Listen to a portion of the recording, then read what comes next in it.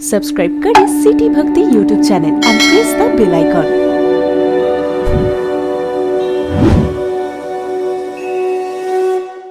मेरे हैं, आपसे क्या मांगू?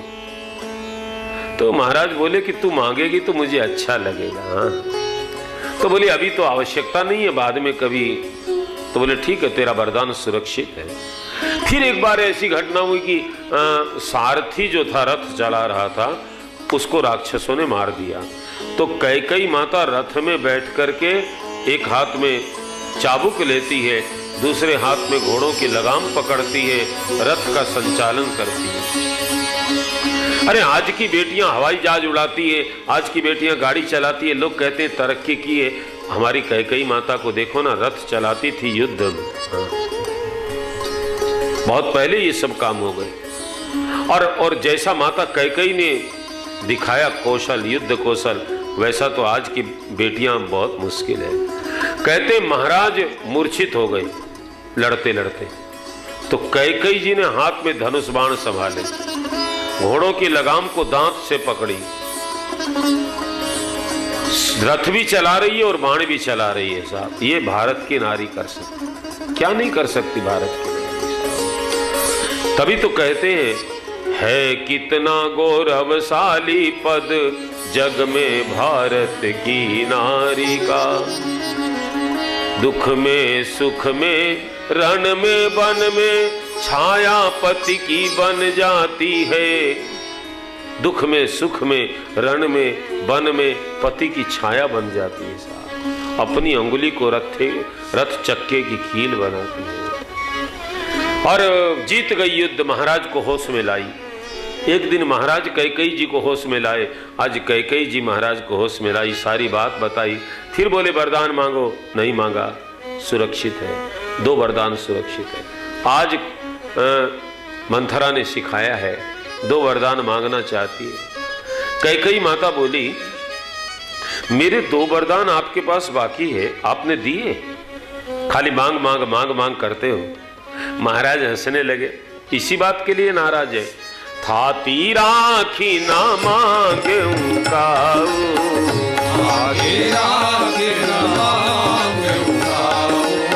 बिसरी गया हूँ मोही भोर स्वभाव, बिसरी गया हूँ मोही भोर स्वभाव। तेरे दोनों वरदान सुरक्षित हैं, मेरा तो भोला स्वभाव है, तुमने मांगा ही नहीं। सुन कैकेयी, 2 तो तेरे पहले के हैं ही, और 2 आज के 4 वरदान मांग ले। कैकेयी बोली, नहीं महाराज, मुझे 4 नहीं चाहिए, मुझे 2 चाहिए। लेकिन 2 भी आप दोगे कि नहीं? महाराज बोले, कैकेयी, मैं राम की सौगंध खाकर कहता हूं, तू मेरे प्राण भी मांगेगी तो मैं दे दूंगा। अरे कैकेयी जानती नहीं हो, सत्य पुरुषों की है ये निशानी, वचन दे के टलते नहीं है। सत्य बोलो बोलो की है ये निशानी, वो वचन दे के टलते नहीं है। वो वचन दे के टलते नहीं है, वो वचन दे के टलते नहीं है। वो वचन दे के टलते नहीं है, वो वचन दे के टलते नहीं है। अरे वो वचन दे के टलते नहीं है।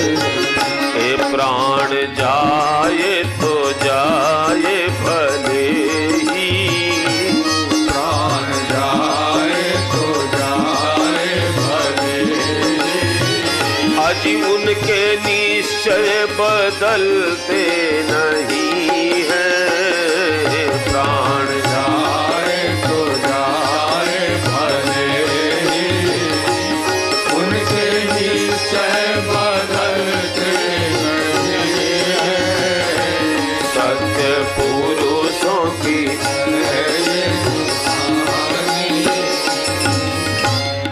सत्य पुरुषों की निशानी है। वो वचन दे करके टलते नहीं है, प्राण भले चले जाएं निश्चय नहीं बदलता। और कई हमारे रघुकुल की रीत तो सदा से चली आई है, रघुकुल रीत सदा चली आई, प्राण जाऊं पर वचन न जाई, नहीं असत्य समपातक गुंजा, गिरि सम होई की कोटिक गुंजा।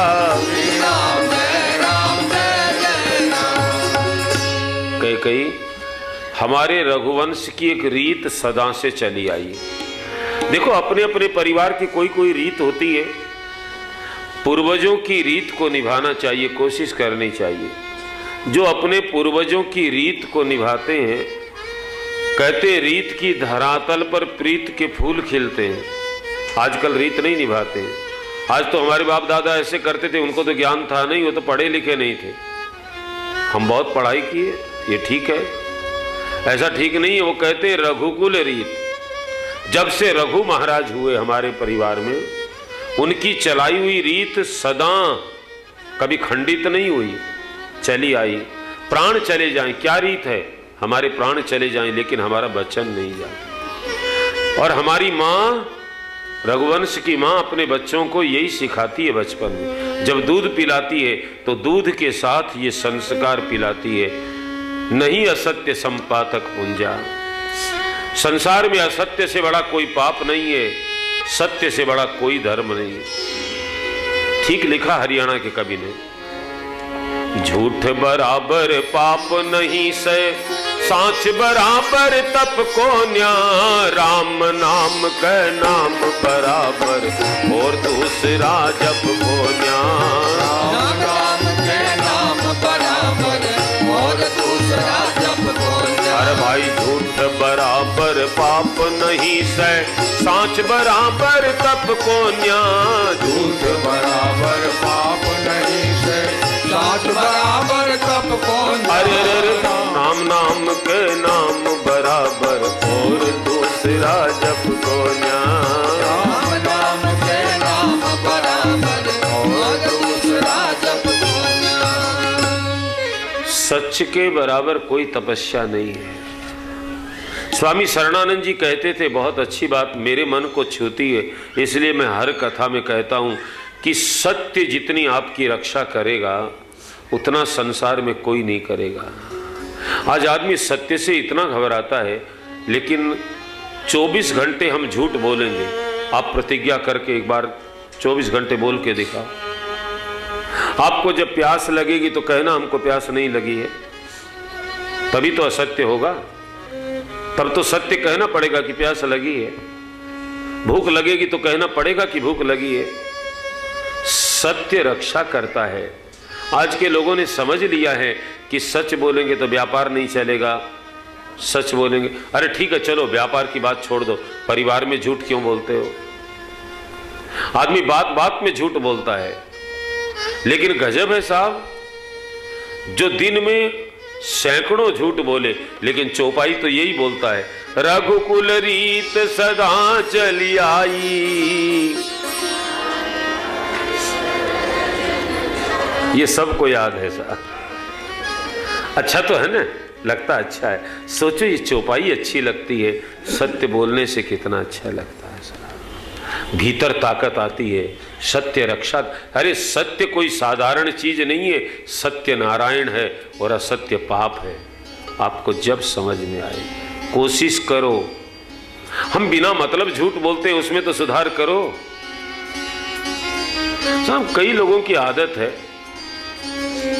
व्यापार में जब घाटा लगे तो कहेंगे बहुत नफा हुआ है, जब बहुत नफा हो तब कहेंगे कि नहीं घाटा। सब क्या है, दूसरा आपसे लेगा देगा थोड़ी, आप क्यों? अरे मत बोलो, बोलने की नहीं बात हो तो चुप रह जाओ, लेकिन कोशिश करो बिना मतलब सत्य बोलना बंद, बिना मतलब का असत्य बोलना बंद कर दो। आपको राहत मिलनी शुरू हो तो बाद में विचार करो। सोते समय हिसाब किया करो, आज दिन में मैं कितनी झूठ बोला और कितनी आवश्यक थी, कितनी बेकार झूठ। तो कहते हैं कि रानी, असत्य के बराबर कोई पाप नहीं है। मैं वचन देता हूं, राम की सौगंध खाकर कहता हूं, तू मेरे प्राण भी मांगेगी तो दे दूंगा। अब कई माता मांग रही हैं, सुनहु प्राण प्रिय भावत जी का, देवो एक बर भरत टीका। हे प्राणनाथ, मेरे मन को जो अच्छा लगता है मैं मांगना चाहती हूँ। दशरथ जी बोले, मांग। आप मेरे बेटे भरत को राजा बना दीजिए। राम को जो राजा बना रहे हैं, राम को राजा न बना करके मेरे बेटे भरत को राजा बना दीजिए। दशरथ जी बोले, बस इतनी छोटी बात के लिए इतनी नाराजगी कही। मोरे भारत राम दुई आँखी, सत्य कहूँ करी शंकर साखी।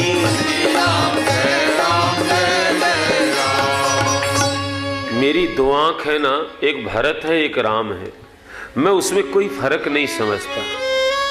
कही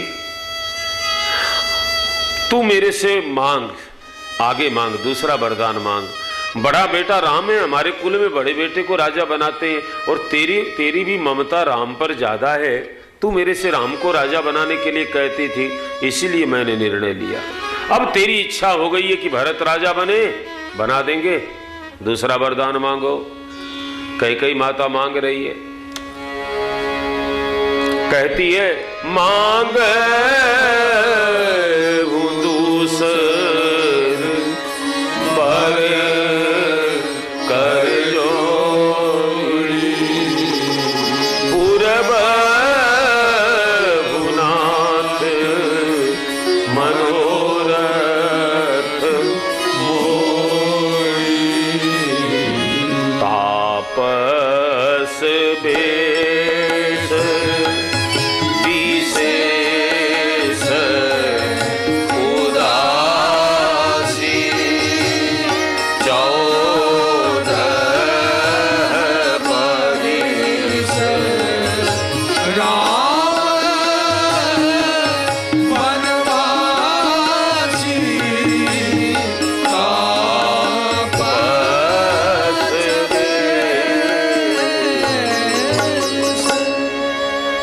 मैं आपसे हाथ जोड़कर मांग रही हूं, 14 वर्ष के लिए राम को वनवास दे दो, और तपस्वी का वेश बना करके विशेष उदासीन व्रत लेकर। उदासीन एक व्रत होता है, उदास नहीं, उदासीन। उदासीन व्रत में धातु के बर्तन में नहीं खाते, पैसे का स्पर्श नहीं करते, अग्नि का स्पर्श, ऐसे बहुत सी बातें हैं। तो राम उदासीन व्रत लेकर के 14 वर्ष के लिए वनवासी हो जाए। महाराज व्याकुल हो गए, क्या मांगा कही तूने? क्या पता था अरे निर्दयी कही, तेरा वरदान मुंह से निकल जाएगा, तेरा वरदान मुंह से निकल जाएगा। कही क्या पता था तू ऐसा वरदान मांगेगी? महाराज हाथ जोड़ते हैं, कही मैं तेरे से भीख मांग रहा हूं, राम को वनवास न दे। कही भरत को राजा अवश्य बना, लेकिन राम का वन में क्या काम है? कही कहती है, महाराज मेरे वचन आपको बाण के जैसे लगे? क्या मैं आपकी धर्म पत्नी नहीं हूं? आपने मेरे साथ विवाह नहीं किया है? भरत आपका बेटा नहीं है? मेरे को क्या बाजार से खरीद कर लाए हो? राम राज्य की बात करते थे हंस हंस करके, और जब भरत का राज्य मांगा तो आप ऐसे रो रहे हो? महाराज मेरे को ज्यादा बात अच्छी नहीं लगती है। कई जी ने कहा, होत प्रात मुनि वेश धरी, जौन राम बन जा और मरन राउर अजस, नृप समुझिय मन मान।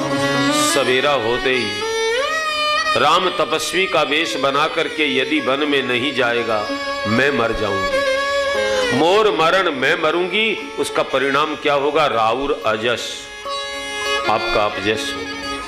हे राजा, मन में समझ लो, आपको जीवन चाहिए कि यश चाहिए? आपके सामने दो चीज है, जीवन स्वीकार करोगे तो अपयश मिलेगा और मरोगे तो यश मिलेगा। क्या चाहिए? और मैं जानती हूं राम वन में जाएगा तो आप मर जाओगे, नहीं जाएगा तो मैं मर जाऊंगी, और जाएगा तो आप मर जाओगे। अपने परिवार में दो में से एक को मरना निश्चित हो गया, चाहे आप मरे चाहे मैं मरूं। आप समझ लीजिए किसका मरना अच्छा है, और जो मरेगा उसका यश हो जाएगा, जो बचेगा उसका अपयश हो जाएगा। आप जीवन लेना चाहेंगे कि यश लेना? महाराज बोले मैं मरने से नहीं डरता। मांग माथ आप ही देव तो ही राम विमुख जनिवार सिमो राम बिरह जनिवारे कही मेरा सर अभी तेरे सामने रख देता हूं। राम के विरह से तो मत मार, मरने से नहीं डरता, लेकिन मरने का तरीका ठीक नहीं है। बहुत कहा महाराज ने, कैकई मानती नहीं है। तब महाराज बोले कैकई मैं जानता हूं 14 वर्ष के बाद राम आएंगे और भाई सेवा करेंगे, राम राजा बनेंगे, सब ठीक हो जाएगा, लेकिन तेरा कलंक, मेरा पछतावा ये मरने के बाद भी नहीं मिटेगा। महाराज के दिल से आवाज निकली, इसीलिए कहते हैं नहीं चाहिए दिल दुखाना किसी का, नहीं चाहिए दिल दुखाना किसी का, सदा ना रहेगा, सदा ना रहेगा, ये जमाना किसी का नहीं चाहिए दिल दुखाना किसी का, नहीं चाहिए दिल दुखाना किसी का। कोशिश करो हमारे व्यवहार से किसी के दिल को चोट न लगे। आज देखो ना, राम जी ने कैकई को निर्दोष साबित कर दिया था चित्रकूट में, लेकिन संसार ने कैकई को निर्दोष नहीं माना। वो कलंक आज भी है, अपनी बेटी का नाम कोई कैकई नहीं निकालते, ये स्थिति है। तो इस प्रकार से महाराज दुखी हो गए, कहने लगे कैकई तू मेरे सामने से हट जा, अब जब तक मेरे शरीर में प्राण रहे तू बात मत कर, सवेरा हो गया है। महाराज रो रहे हैं। सुमंत जी को सब कहने लगे कि महाराज जागे क्यों नहीं? महाराज तो पिछले प्रहर में जाग जाते हैं, आज तो सूर्य उदय हो गया, महाराज को जल्दी उठना चाहिए था, आज राम राज्य का अवसर है। जाओ सुमंत जी, महाराज को जगाओ। सुमंत जी कोप भवन में आते हैं, महाराज को ऐसी दशा में देखते हैं, जय जीव कह करके हाथ जोड़ करके प्रणाम किया है, महाराज को होश नहीं है। कैकई बैठी है, समझ गए सुमंत कैकई ने कुछ अनर्थ किया है, कुछ गड़बड़ महारानी ने की है, लेकिन पति और पत्नी के बीच की बात मैं तीसरा कौन पूछने वाला हो सकता हूं। चुपचाप हाथ जोड़े खड़े हैं। आज से पहले ऐसी दशा महाराज की कभी नहीं देखी थी। पूछ रहे हैं, पूछते हुए बन नहीं रहा है। तब कैकई बोली, सुमंत महाराज को रात में नींद नहीं आई है, राम राम कहते हैं, करवट बदलते हैं, शायद राम से कुछ कहना चाहते हैं, आप जाओ राम को बुलाकर लाओ। सुमंत जी आते हैं, रास्ते में सब पूछते हैं, सुमंत क्या हुआ, क्या हुआ, क्या हुआ महल में? भीतर की बात सुमंत बाहर नहीं बताते। मंत्रियों को भी ये रामायण की शिक्षा सीखनी चाहिए, भीतर की बात बाहर नहीं आज के मंत्री लोग बयान दे देते हैं मीडिया में, बाद में जब बहुत वो होता है तो हमारे कहने का मतलब ये नहीं था, मीडिया ने तोड़ मरोड़ करके ऐसा कर दिया। ऐसा रामायण से सीखो ना, मंत्री को क्या करना चाहिए। समाधान सबका करते हैं लेकिन सच्ची बात नहीं बताते। सीधे राम जी के महल में आए, प्रातः काल का वक्त है, राम जी स्नान करने जा रहे हैं। राम जी ने मुंह धोया है, दातुन किया है, अब केवल स्नान बाकी है। आधी धोती कंधे पर डाली है, आधी बांधी है, बस अब स्नान के लिए बैठेंगे। इतने में सुमंत जी को आते देखा है। राम सुमंत्र ही आवत देखा, आदर कीन पिता सम देखा।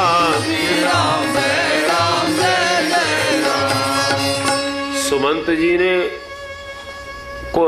सुमंत जी को आते हुए राम जी ने देखा तो जैसे पिता का आदर करते हैं, हाथ जोड़ करके सिर झुका करके, आइए आइए शादा के साथ। कितनी बढ़िया शिक्षा है। आपके घर में कोई उम्रदार आदमी काम करता हो, बूढ़ा आदमी काम करता हो, आपके बच्चे यदि उसका अनादर करते हैं, अच्छा नहीं होता है। कुछ भी है, उसकी उम्र ज़्यादा है, उसकी उम्र की लिहाज तो रखनी चाहिए। आज के बच्चे नहीं रख पाते हैं, उससे तू करके बात करते हैं। बड़ों को तू कहना ठीक है, उसकी मजबूरी है, वो हमारे घर में काम करता है, लेकिन उसकी उम्र बच्चे उसके साथ में ऐसा व्यवहार करें। घर घर की स्थिति हो गई। राम जी को सुमंत जी तू कहते हैं, छोटे हैं राम जी। देखो आजकल पता नहीं किसने सिखा दिया, छोटे छोटे बच्चों को आप बोलते हैं। आपने खाना खाया, आप ऐसा करते हैं, आप ऐसे। विवेकानंद जी की बात सुनो और समझो, बड़ों को तू कहने से उम्र घटती है और छोटों को जिकार लगाने से उम्र घटती है। अपने छोटे छोटे बच्चों को आप, मारवाड़ी भाषा में थे जीम लिया के छोटे बच्चे को ऐसे कहे, उसमें प्यार है। तू कहने में जितना आनंद है साहब।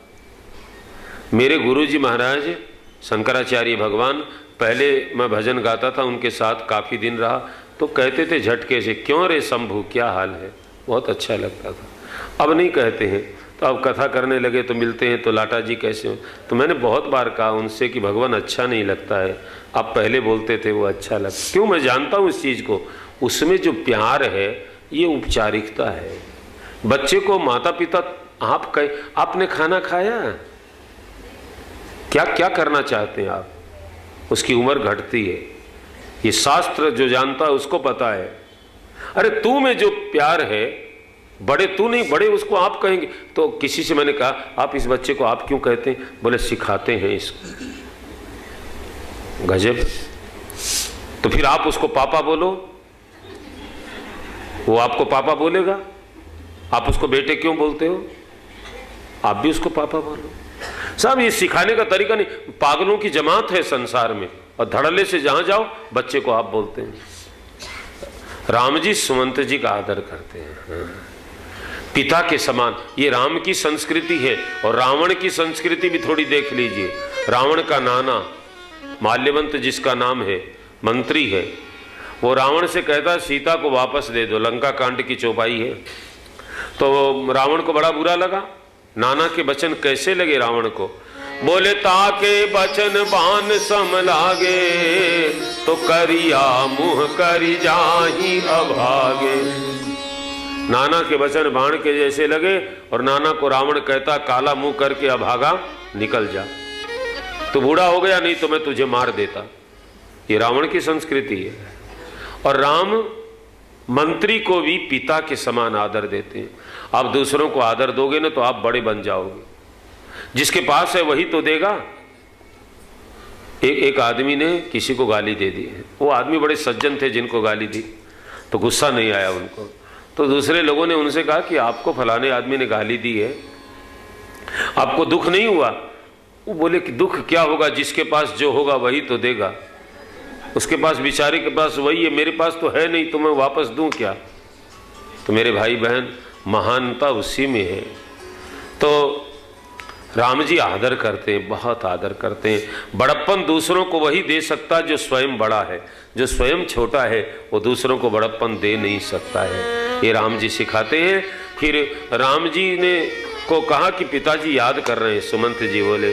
तो उसी भेष में, उसी तरह राम जी ने कपड़े नहीं पहने, आभूषण नहीं धारण किए, लिखा है राम कुभांति, बुरे तरीके से ऐसे आधी धोती कंधे पर डाले हुए सुमंत जी के साथ जा रहे हैं। अयोध्या के लोग समझ गए कि कुछ गड़बड़ हो गई। आज राम जी का राज्याभिषेक हो, ऐसे वेश में जा रहे हैं। राम जी आए हैं और माता पिता को प्रणाम करते हैं। कई माता को, पिताजी को प्रणाम किया। पहली बार राम जी ने दुख देखा है कि दुख नाम की कोई चीज है। हाथ जोड़कर राम जी मां से पूछते हैं, मां मोहि कहु मात तात दुख कारण करिए जतन जेहि होहि निवारण। हे मां, मेरे पिता के दुख का कारण बता। देखो ध्यान दो, हर एक चीज का कारण होता है ना, बिना कारण के तो कोई चीज नहीं होती ना। हमारे जीवन में दुख है, उसका भी कोई कारण है। आपके जीवन में सुख है, उसका भी कोई कारण है। एक झोली में फूल भरे हैं, एक झोली में कांटे रे, कोई कारण होगा, ओ कोई कारण होगा। तेरे बस में कुछ भी नहीं, ये तो बांटने वाला बांटे रे, कोई कारण होगा, कोई कारण होगा, कोई कारण होगा। पहले बनती है तकदीरें, पीछे बने शरीर। पहले बनती है तकदीरें, पीछे बने शरीर। यह ईश्वर की कारीगरी पर तू क्यों है गंभीर, अरे कोई कारण हो, कोई कारण होगा, कोई कारण होगा। एक झोली में फूल भरे हैं, एक झोली में कांटे रे, कोई कारण होगा, कोई कारण होगा। एक झोली में फूल भरे, एक में केवल कांटे ही कांटे हैं, तो कोई कारण है। देखो कारण को समझे ना, तब उसका निवारण हो सकता है। आज हम दुखी तो हैं, दुख को मिटाने का प्रयत्न करते हैं, लेकिन कारण पता नहीं लगाते। राम जी बहुत अच्छी बात कहते हैं, सिखाते हैं, मोहि कहु तात मात दुख कारण। हमारे परिवार में क्लेश होता है, उसका कोई कारण होगा ना, कारण को पता लगा ले तो उसका निवारण भी संभव है। तो राम जी कहते, मां मेरे पिता का दुख मत बता, दुख का कारण बता, फिर मैं जतन से उसका निवारण करूं। करिए जतन जय होई निवारण। तो कई माता बोली, बेटा तेरे पिता तेरे से बहुत प्रेम करते हैं, यही तेरे पिता के दुख का कारण है। राम जी बोले, मां ऐसा थोड़ी होता है। हाँ बेटा सच बात है, सच बता मां। बेटा तेरे पिता तेरे को राजा बनाना चाहते थे। हाँ मां, मैंने मेरे 2 वरदान मांग लिए। क्या मांगा मां? एक वरदान में तेरे लिए वनवास मांगा है, एक वरदान में भरत के लिए राज्य मांगा है। राम जी प्रसन्न हो गए। अरे मां, भरत राजा बनेगा, मेरे लिए इससे बढ़िया बात क्या होगी। मैं तो सीता को कह रहा था, विमल वंश यह अनुचित एक हो। हमारा वंश बड़ा विमल है, उसमें एक अनुचित काम होता है, बड़े बेटे को राजा बनाते हैं। मैं चाहता हूं कि भरत राजा बने। मैं सीता से कह रहा था, मां बड़ा अच्छा किया आपने भरत के लिए राज्य मांगा, मेरी इच्छा है, लेकिन मेरे को 14 वर्ष का वनवास मांगा, इसमें पिताजी को दुख पाने की क्या आवश्यकता है। मां मैं अवश्य बन जाऊंगा। और राम जी कितनी बढ़िया बात बोले, सुन जननी सोही सुत बड़ भागे, जो पितु मातु बचन अनुरागी, ए तनय मातु पितु तो सनिहारा,